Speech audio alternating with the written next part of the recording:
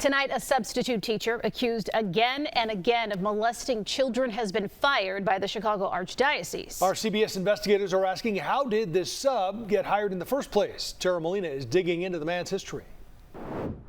And it's a lengthy one, going back more than 20 years. Parents of the school he was working in up to last week are calling for some major changes and safeguards to make sure that this doesn't happen again in light of the hiring in this case. They're hopeful that the investigations happening right now reveal how this man was in several local schools to begin with.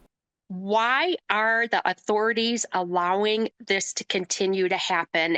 Tonight, we connected with an Indiana parent who was first to report Brett Smith to police more than 20 years ago. Fast forward to now. This is where he was working just last week as a substitute teacher, Queen of Martyrs School in Evergreen Park. Despite a history of child molestation allegations in Illinois, Indiana, and Arizona, now fired by the Archdiocese of Chicago. Evergreen Park police confirmed they are investigating Smith and a possible incident reported by a family, but they wouldn't address our questions related to this case. Take a look at your screen. We mapped out the other local schools Smith has been working in recently: St. Walter St. Benedict School in Chicago and Blue Island, and Pope John Paul II School in Chicago, all in the past 16 months. Officials with the Archdiocese of Chicago say Smith passed state background checks and fingerprint checks when he was first hired in 2024.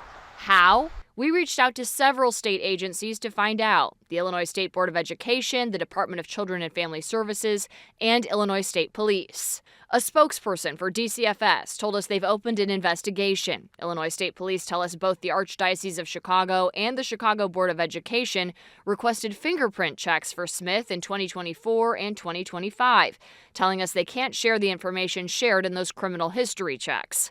We know Smith legally changed his name in 2019. He used to go by Brett Zagarak. Officials tell us he goes by BJ Smith and has used the name BJ Wilhelm.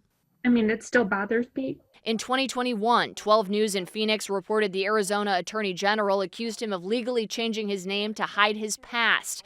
Accused by multiple families of inappropriately touching children, he was sentenced to a probation on a forgery charge in 2022. We found back in 2010, before changing his name, Smith was working as a tutor and was charged with child molesting in Porter County, Indiana. A jury convicted him with misdemeanor battery of a 5-year-old. In 2015, he was charged with aggravated criminal sexual abuse in Wilmette. He pled guilty to a lesser charge of battery physical contact. Now, we want to be clear, Brett Smith is not facing any criminal charges right now. The Archdiocese of Chicago, though, is asking parents of children who say anything unusual happened with him to call the police and to report this immediately to DCFS. Reporting in the newsroom, I'm Tara Molina, CBS News Chicago Investigators.